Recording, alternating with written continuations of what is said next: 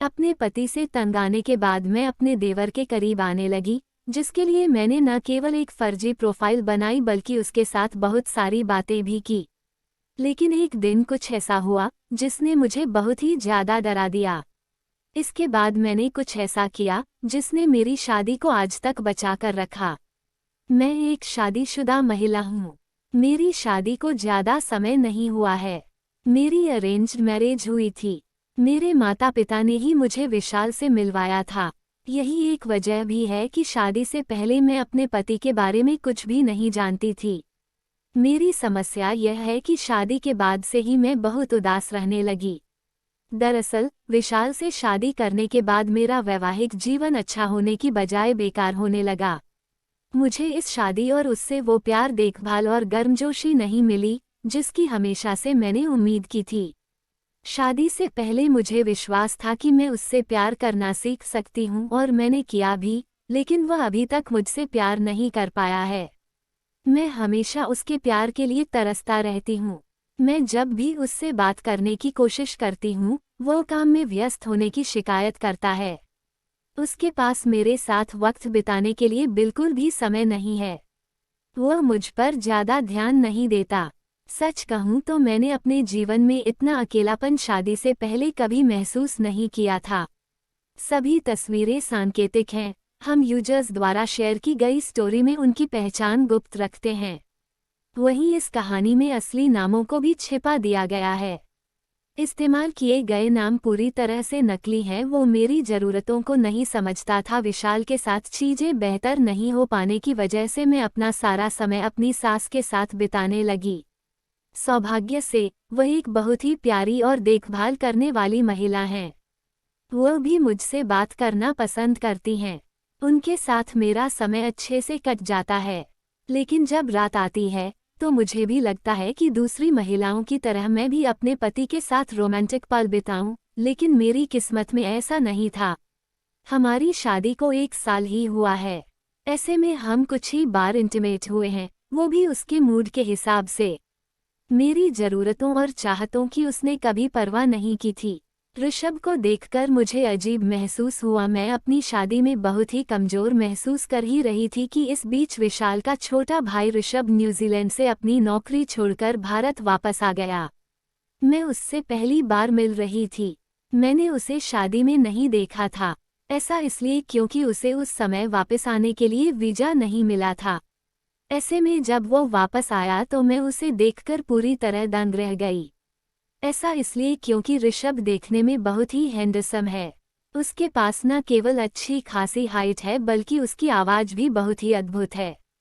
उसके साथ बातचीत करने के बाद मेरे दिमाग में जो पहला विचार आया वह ये कि वो लड़की कितनी भाग्यशाली होगी जिसे अपने पति के रूप में ऋषभ मिलेगा। ऐसा इसलिए भी क्योंकि उसका नेचर बहुत ही कमाल का था। वह न केवल सबकी देखभाल करता था बल्कि उसकी इस अदा पर मैं भी उस पर मरने लगी थी।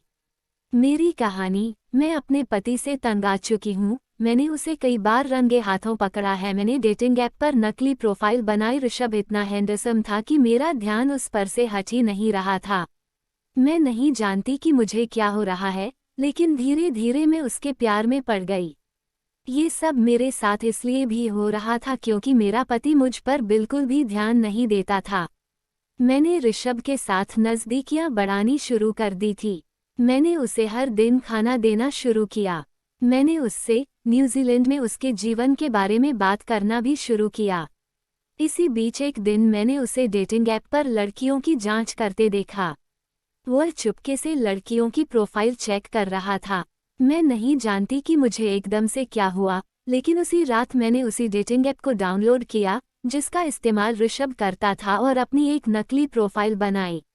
मैंने सूर्यास्त की ओर फेस करते हुए अपनी एक बहुत ही सुंदर तस्वीर लगाई ताकि वह मेरा चेहरा न देख सके। यही नहीं, जैसे ही मैंने एक दिलचस्प बायो ऐड किया वह मुझसे कनेक्ट हो गया। हम दोनों आपस में बहुत सारी बातें करने लगे। मेरी कहानी, मेरे पति के अपनी मैनेजर के साथ नाजायज़ संबंध हैं। वो एक तलाकशुदा महिला है। हम दोनों अलग अलग तरह की बातें करने लगे। प्यार भरी बातें करने के मामले में ऋषभ भी बहुत ज़्यादा रोमांटिक था। वो मेरी दूसरी तस्वीरें भी देखना चाहता था, लेकिन मैंने ये कहते हुए देरी की, थोड़ा रहस्य बनाए रखना भी रिश्ते के लिए बेहतर है। मैंने उनसे ये भी पूछा कि क्या हम केवल वर्तमान पर अपना ध्यान केंद्रित कर सकते हैं। हम दोनों हर पल में रोमांटिक महसूस कर सकते हैं। वह इसमें राजी हो गया। धीरे धीरे हम दोनों एक दूसरे से फ्लर्ट करने लगे। हमने एक दूसरे से सेक्स के बारे में भी बात की। इसमें मुझे कुछ भी गलत नहीं लगा। शायद ऐसा क्योंकि मैं उसके साथ हर पल का बहुत ही ज्यादा आनंद ले रही थी। हालांकि कहीं ना कहीं मैं जानती थी कि यह सब बहुत गलत था, लेकिन मैं खुद को रोक नहीं सकी। मेरी कहानियां मेरे पति की मौसी ने मेरी शादी जहन्नुम बना दी। वो हमें एक साथ रात बिताने नहीं देती। मैं बहुत ही डर गई थी। कुछ ही हफ्तों में हम दोनों के एक दूसरे के बहुत करीब आ गए। हम दोनों एक दूसरे से जुड़ने लगे थे। इसी बीच ऋषभ ने मुझसे मिलने को लेकर जिद करनी शुरू कर दी। वह मुझसे मिलना चाहता था, लेकिन मेरे लिए ये किसी भी तरह से संभव नहीं था। लेकिन एक दिन जब मैं उससे बात कर ही रही थी, तभी अचानक से ऋषभ मेरे कमरे में आया और मुझसे हमारी स्थिति के बारे में सलाह मांगने लगा। उसने मुझे कहा कि वह एक लड़की को चाहता है, जो कि मैं थी। वो उसके साथ कैसे आगे बढ़ सकता है। पहले तो मुझे आश्चर्य हुआ कि वो मुझसे सलाह मांगने क्यों आया है, लेकिन मैंने उसे सामान्य सुझाव देते हुए अपने कमरे से बाहर भेज दिया। उसकी इस हरकत ने मुझे इतना डरा दिया कि मैंने संदेह से बचने के लिए कुछ ही दिनों में अपनी प्रोफाइल को हटा दिया। शायद ऐसा मैंने इसलिए भी किया क्योंकि मैं इस तरह के गंदे रहस्य और झूठ के साथ पकड़ी नहीं जा सकती थी। मैं अपने परिवार का नाम खराब नहीं करना चाहती थी। हेलो दोस्तों, हमारी आज की कहानी आपको कैसी लगी हमें कमेंट कर जरूर बताएं, और आपको कहानी पसंद आई हो तो लाइक करें, और ऐसी ही मजेदार वीडियो को देखने के लिए सब्सक्राइब करें, घंटी को बजाना न भूले। धन्यवाद। वंदे मातरम। आपका दिन शुभ हो। जय हिंद।